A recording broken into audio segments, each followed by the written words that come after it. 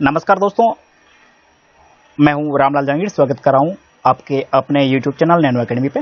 दोस्तों, आपने अभी तक चैनल सब्सक्राइब नहीं किया है तो चैनल को सब्सक्राइब कर लीजिएगा।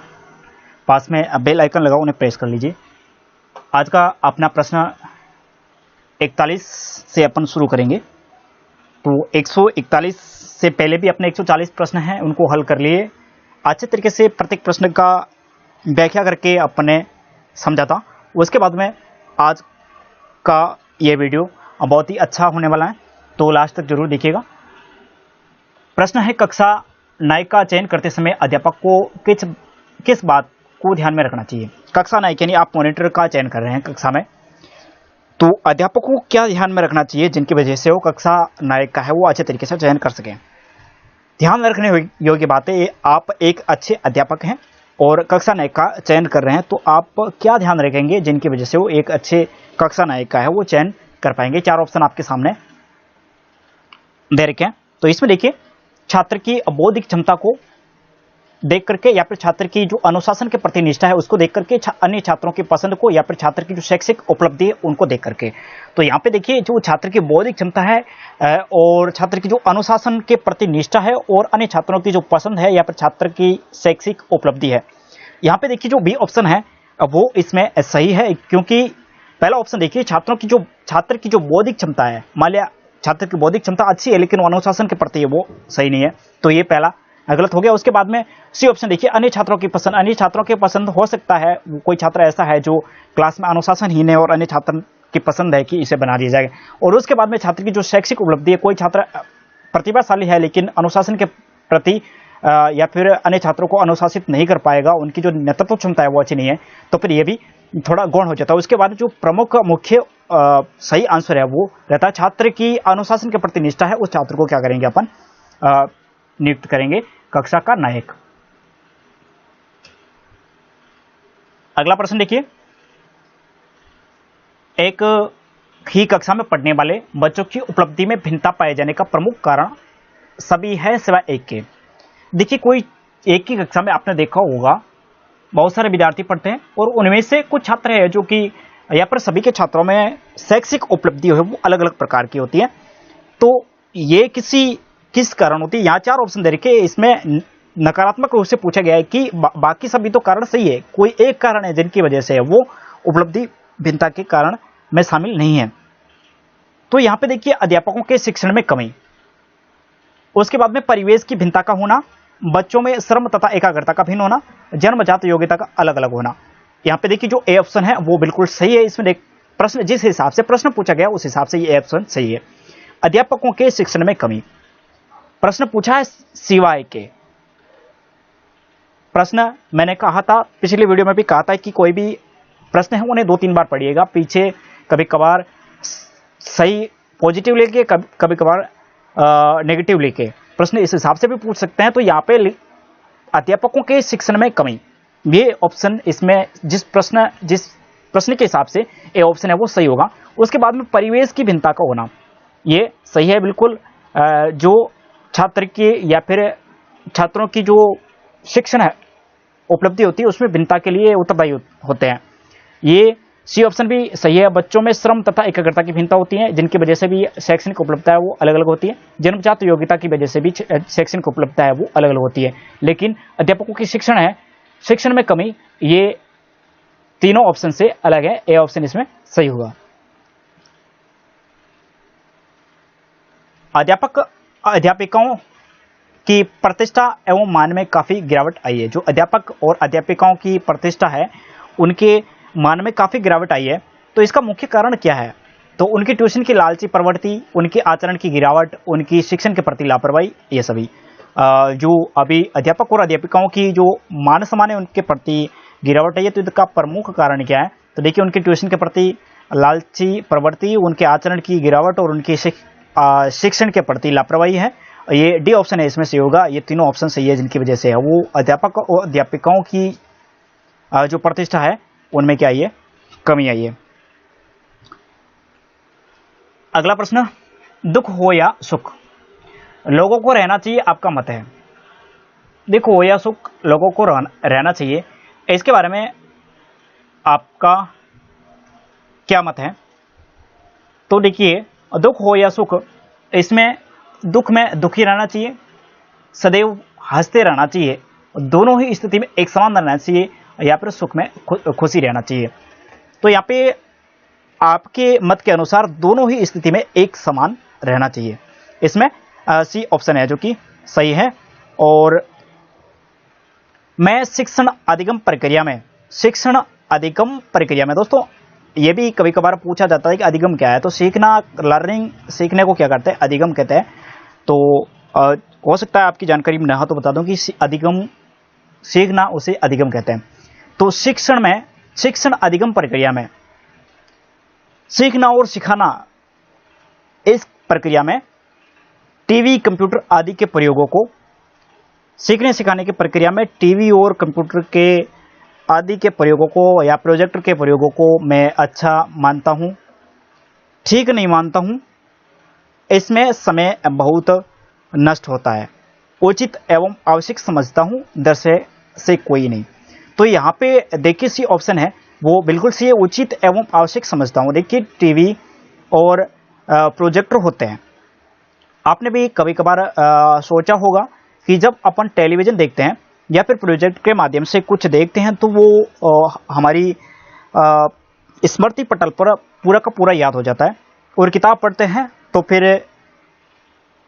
एक पेज या फिर एक पार्ट पूरा आपने पढ़ा, लेकिन उसके बाद में जब पार्ट के अंत में आपसे पूछा जाए कि क्या टॉपिक आपने पढ़े हैं, तो फिर 1 घंटे तक आपने पढ़ा और 10 मिनट तक आप सीमित कर लेंगे। लेकिन आपने टेलीविजन या फिर प्रोजेक्टर पर कुछ देखा है, पढ़ा है, तो आप 1 घंटे का देखा है तो पौन घंटा तक या फिर आधा घंटा तक सामग्री है वो प्रस्तुत कर लेंगे। तो ऐसा क्यों होता है? यह प्रश्न पूछा जा सकता है कि ऐसा क्यों होता है। तो देखिए, 4 प्रकार के, जिस अधिगम प्रक्रिया में 4 प्रकार के बिंब हमारे दिमाग में बनते हैं। 4 प्रकार के बिंब कौन कौन से हैं? तो पहला बनता है श्रुति बिंब, उसके बाद में दृश्य बिंब, और उसके बाद में विचार बिंब, और उसके बाद में भाव बिंब। ये चारों प्रकार के बिंब, श्रुति बिंब, दृश्य बिंब, विचार बिंब और भाव बिंब, ये चारों प्रकार के बिंब वो अपने दिमाग में बनते हैं अधिगम प्रक्रिया में, सीखने की प्रक्रिया में। जब श्रुति बिंब यानी सुन करके सीखना, दृश्य बिंब यानी जब अपन दृश्य देखते हैं, उनको देख करके फिर विचार करते हैं और फिर भाव उत्पन्न होता है। ये चारों बिंब अपने दिमाग में बनता है तो संपूर्ण ज्ञान है वो 100% अपने दिमाग में स्टोरेज होता है। लेकिन किताब की और अन्य सामग्री है जिन्हें अपन स्वयं पढ़ते हैं, तो कुछ दो है, वो श्रुति बिंब और ये दृश्य बिंब। दृश्य बिंब तो हो जाता है, लेकिन ये श्रुति बिंब है, सुनना, ये थोड़ा गौण रहता है, जिनकी वजह से आपने को जो स्मृति पटल पर है वो कम याद रहता है। इसलिए टीवी है, प्रोजेक्टर है, इनका अधिक से अधिक उपयोग सरकार और जो विशेषज्ञ है वो भी कहते हैं कि इनका उपयोग होना चाहिए, आवश्यक है, क्योंकि ये हमारे चारों दिमाग में जो 4 प्रकार के बिंब बनते हैं उनकी पूर्ति करते हैं, और सबसे ज़्यादा है वो हमारे स्मृति पटल पर याद रहता है। इसलिए टीवी और कंप्यूटर के प्रयोगों को उचित और आवश्यक समझता हूँ। ये सी ऑप्शन है इसमें सही है। वर्तमान आधुनिक शिक्षा एवं उसका स्वरूप है। वर्तमान जो आधुनिक शिक्षा है एवं उसका स्वरूप है, छात्रों के लिए लगभग व्यर्थ, छात्रों के लिए गलत, शेष सबके लिए सही, अत्यंत उपयुक्त एवं भिन्नताओं पर आधारित, छात्रों को दिशा देने में असमर्थ। यहाँ पे जो आधुनिक शिक्षा और उसका स्वरूप है वर्तमान में जो चल रहा है, ये छात्रों के लिए ऑप्शन दे रखा है इसमें कि छात्रों के लिए लगभग व्यर्थ, छात्रों के लिए गलत, शेष सबके लिए सही, अत्यंत उपयुक्त एवं भिन्नताओं पर आधारित है। अत्यंत उपयुक्त है और भिन्नताओं पर क्या है? आधारित है, और छात्रों को दिशा देने में असमर्थ। वर्तमान में जो आधुनिक शिक्षा है वो क्या है? उपयुक्त और भिन्नताओं पर आधारित है, और छात्रों के लिए क्या होगी? उपयुक्त है, इसलिए सी ऑप्शन इसमें सही होगा। उसके बाद में अपना अगला प्रश्न देखिए, न्यायालय ने कक्षा में बच्चों को शारीरिक दंड देने पर रोक लगा दी है, आप क्या सोचते हैं? न्यायालय का फैसला उपयुक्त है, इससे अनुशासनहीनता की समस्या उत्पन्न होगी। न्यायालय ने शारीरिक दंड पर रोक लगाकर बच्चों को बिगाड़ने का काम किया है, इसमें विरोधाभास है। इसमें जो ए ऑप्शन है वो सही है, न्यायालय का फैसला है जो कि उपयुक्त है। बच्चों को कक्षा में शारीरिक दंड न दे करके उन्हें समझाया जाए, समझा करके छोटे बच्चों को उन्हें भी समझा करके, बड़े बच्चों को भी समझा करके उन्हें अनुशासन में ढाला जा सकता है। इसलिए न्यायालय ने जो फैसला दिया है वो बिल्कुल उपयुक्त है। छात्रों में असामाजिक गुण, छात्रों में असामाजिक गुण विकसित होते हैं, आपका विचार है। छात्रों में जो असामाजिक गुण है वो उत्पन्न होते, इनके संबंध में आपके क्या विचार हैं? तो विद्यालय के परिसर में शिक्षकों तथा अभिभावकों के जो दंडात्मक उपचार से या फिर घर की चार दीवारी के अंदर और बुरी संगत से। तो छात्रों में असामाजिक गुण है वो बुरी संगत से क्या होते हैं? विकसित होते हैं। तो डी ऑप्शन इसमें क्या होगा? सही होगा। स्कूलों में विभिन्न कक्षाओं में प्रवेश देने हेतु आरक्षण का आधार होना चाहिए। स्कूलों में जो प्रवेश देते हैं विभिन्न कक्षाओं में, तो उन प्रवेश देने के लिए आरक्षण का आधार होना चाहिए छात्र की खराब आर्थिक स्थिति, छात्र की जाति व धर्म, छात्र की जाति व धर्म, छात्र का अशिक्षित एवं पिछड़ा पारिवारिक परिवेश, ए और सी दोनों। तो इसमें देखिए छात्र का जो अशिक्षित और पिछड़ा परिवेश होता है उनको ध्यान में देखते हुए छात्र को आरक्षण है वो देना चाहिए। हो सकता है छात्र प्रतिभाशाली है लेकिन उनका अशिक्षित परिवेश और उनका पारिवारिक परिवेश और पिछड़ा पारिवारिक परिवेश है जिनकी वजह से हो सकता है उस समय वो पिछड़ा है, उनको ध्यान में न रखते हुए छात्र को क्या देना चाहिए? आरक्षण देना चाहिए और विद्यालय में है वो प्रवेश देना चाहिए। तो इसमें सी ऑप्शन है वो कि अपना सही होगा। उसके बाद में देखिए छात्रों में साहस की भावना पैदा करने के लिए अध्यापक को क्या करना चाहिए? छात्रों में साहस की भावना पैदा करने के लिए अध्यापक को क्या करना चाहिए? तो इसमें देखिए उन्हें साहस एवं पराक्रम का बखान करने वाली कहानियां सुनाना चाहिए। छात्रों को साहसिक कार्यों में लगाना चाहिए, ए और बी दोनों, इनमें से कोई नहीं। तो कहानी सुनाने से कुछ नहीं होगा। छात्रों को क्या करना चाहिए? जो साहसिक कार्य है उनमें लगाना चाहिए और छात्र में व्यवहारगत परिवर्तन होगा और फिर व्यवहारगत अधिगम होगा, वो स्थायी होता है। इसलिए सी बी ऑप्शन है जो कि सही है। और इनके साथ साथ में ये एक नंबर पर रहेगा और उसके बाद में इनके साथ साथ में जो साहस और पराक्रम की बखान करने वाली कहानियां हैं उन्हें भी साथ साथ में सुनाएंगे, इसलिए ये 2 नंबर पे रहेगा। ये दोनों सही है, इसलिए इसमें जो सही ऑप्शन होगा वो है सी, ए और बी दोनों। अगला प्रश्न देखिए, स्कूल के बाद अपने खाली समय में अध्यापक को क्या करना चाहिए? स्कूल के बाद अपने खाली समय में अध्यापक को क्या करना चाहिए? तो देखिए यहाँ पे स्वयं के काम में घर के काम में पत्नी का हाथ बटाना चाहिए। घर के काम में पत्नी का हाथ बटाना चाहिए, घर के काम करने चाहिए। और उसके बाद में बी ऑप्शन देखिए, स्व अध्ययन के द्वारा अपना विकास करना चाहिए। स्व अध्ययन के द्वारा अपना विकास करना चाहिए और दोस्तों के साथ मौज मस्ती करना चाहिए और ट्यूशन के द्वारा अपनी आय तथा ज्ञान को बढ़ाना चाहिए। यहाँ पे 4 ऑप्शन दे रखे हैं। 4 ऑप्शन में जो सही ऑप्शन है उनका चयन करना चाहिए। मैं तो इस ऑप्शन का चयन करता हूँ छुट्टी होने के बाद में, विद्यालय के बाद में, स्व अध्ययन के द्वारा, और आपके लिए वीडियो भी उपलब्ध करवाता हूँ। तो बी ऑप्शन इसमें सही है। स्व अध्ययन के द्वारा अपना विकास है वो करना चाहिए और मैं आप तक वीडियो भी उपलब्ध कराता हूँ छुट्टी के बाद में। तो ये काम बी ऑप्शन है वो सही है। उसके बाद में अगला प्रश्न देखिए, आप छात्रों का विश्वास प्राप्त करने हेतु शिक्षक को उनके साथ, छात्रों का विश्वास प्राप्त करने हेतु शिक्षक को उनके साथ में माता जैसा व्यवहार करना चाहिए, मित्र जैसा व्यवहार करना चाहिए, गुरु जैसा व्यवहार करना चाहिए, पिता जैसा व्यवहार करना चाहिए। छात्रों में विश्वास पैदा करने के लिए आप क्या करना चाहिए? मित्र जैसा व्यवहार करना चाहिए, जिनके वजह से छात्रों में क्या होगा? विश्वास पैदा होगा। प्रभावी संप्रेषण संभव हो सकता है। प्रभावी संप्रेषण होता है वो कब संभव हो सकता है? संप्रेषण देखिए, संप्रेषण तभी संभव होगा जब श्रोता के स्तर को जानकर, आपके उचित शब्द प्रयोग से, आपके विस्तृत ज्ञान से, जोर से बोल करके। तो इसमें श्रोता के स्तर को जान करके जो प्रभावी संप्रेषण है वो संभव होगा। तो ए ऑप्शन इसमें सही होगा। अध्यापक मुख्य रूप से किसके प्रति जवाबदेह होता है? अध्यापक है वो मुख्य रूप से किसके प्रति है वो जवाबदेह होता है? अध्यापक की मुख्य जवाबदेही किसके प्रति होती है? समाज तथा छात्रों के प्रति, प्रधानाचार्य के प्रति, अभिभावकों के प्रति या फिर सरकार के प्रति? तो अध्यापक है वो मुख्य रूप से समाज से जुड़ा हुआ होता है, समाज निर्माण में मुख्य भूमिका निभाता है, इसलिए समाज और छात्रों के प्रति है वो क्या होगा? जवाबदेह होगा। ये प्रश्न कई बार पूछा जा चुका है। उसके बाद में देखिए आप स्कूल के बाहर अपने किसी छात्र से किस प्रकार से व्यवहार करेंगे। स्कूल के बाहर कोई छात्र है, आपसे मिल रहा है या फिर मिला है, तो उनके साथ में आपका व्यवहार कैसा होगा। तो देखिए अजनबी की तरह उससे बात करना पसंद नहीं करेंगे और बहुत गंभीर होकर, और मित्रों की तरह बहुत गंभीर होकर के उनके साथ में वो अपने स्टूडेंट के साथ में प्रस्तुत होंगे। सीखने का मुख्य तत्व है।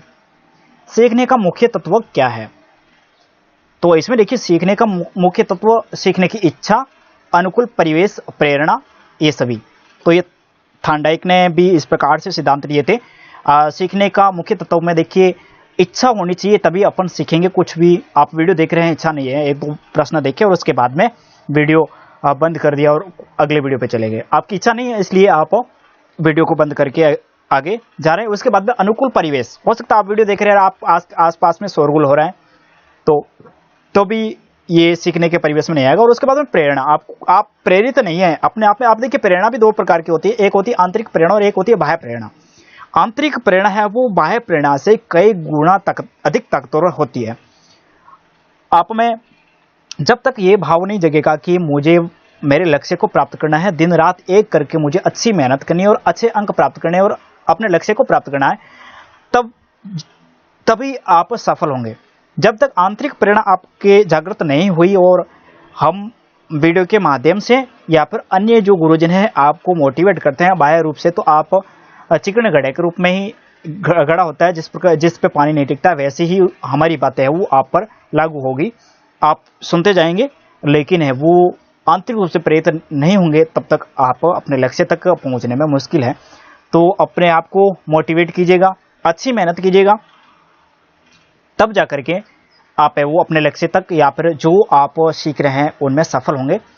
तो इसमें जो डी ऑप्शन है वो सही होगा। सीखने की इच्छा होनी चाहिए, अनुकूल परिवेश होना चाहिए और प्रेरणा होनी चाहिए, ये सभी।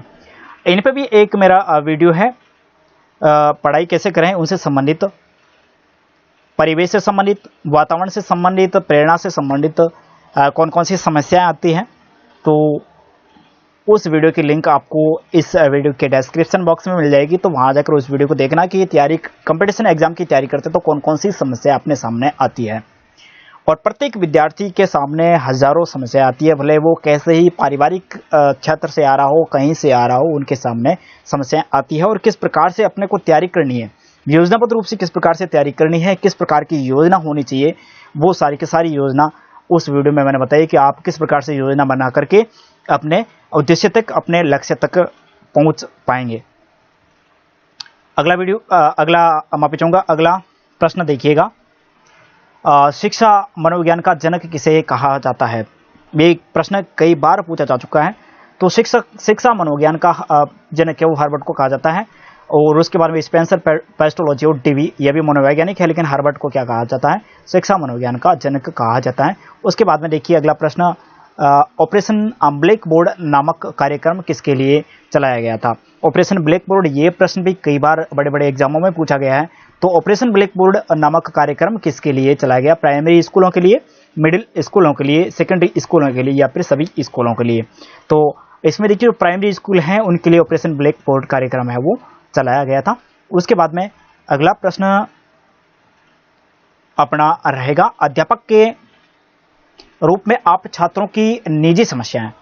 अध्यापक के रूप में कुछ छात्रों की निजी समस्याएं होती है, तो उन निजी समस्याओं के कैसे आप क्या करेंगे? तो देखिए कदापि नहीं सुनेंगे, सदैव सुनेंगे और सुनकर प्रधानाध्यापक को बता देंगे, तभी सुनेंगे जब कोई विशेष हो। देखिए छात्र की निजी समस्याएं, पढ़ाई से संबंधित भी निजी समस्या हो सकती है उनकी।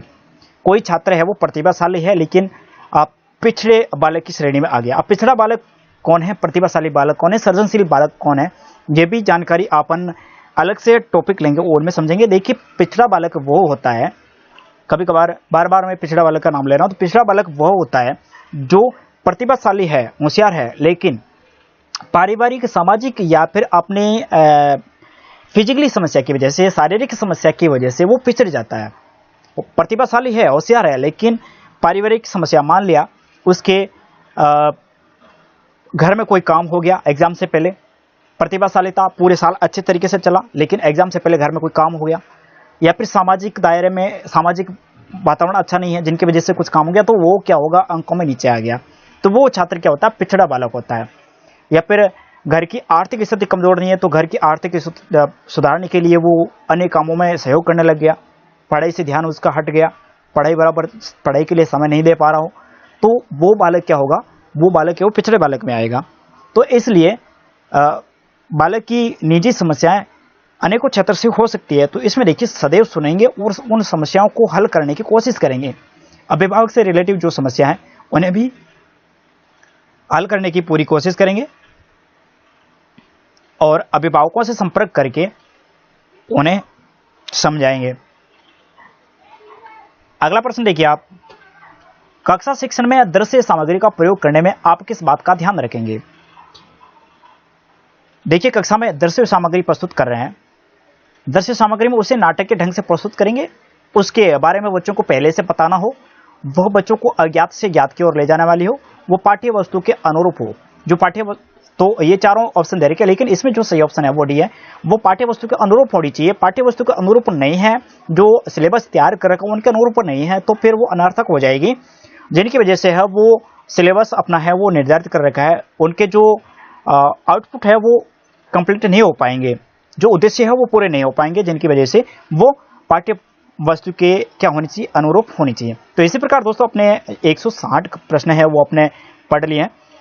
दोस्तों आपने बीच बीच में वीडियो उठा करके देखा है, 1 नंबर प्रश्न से लगाकर 160 तक के सारे प्रश्न आपने देख लिए, तो पूरी गारंटी है कि आप जो भी जिस एग्जाम की तैयारी करें जिसमें शिक्षण अभिक्षमता से संबंधित या मनोविज्ञान से संबंधित प्रश्न पूछे जाते हैं, वो प्रश्न है वो आपके अच्छे तरीके से है वो कंप्लीट हो जाएंगे। तो आपने पिछले वीडियो में पिछले प्रश्न नहीं देखे हैं तो उन्हें भी देख लीजिएगा, और अन्य प्रश्न दे रखे हैं हिंदी के हैं, और इस चैनल पर आप वीडियो की प्लेलिस्ट पे जाकर के भी देखेंगे तो बहुत सारी जानकारी आपके लिए उपलब्ध है, तो वह भी आप थोड़ा देख लीजिएगा। धन्यवाद दोस्तों, अगले वीडियो में मिलेंगे।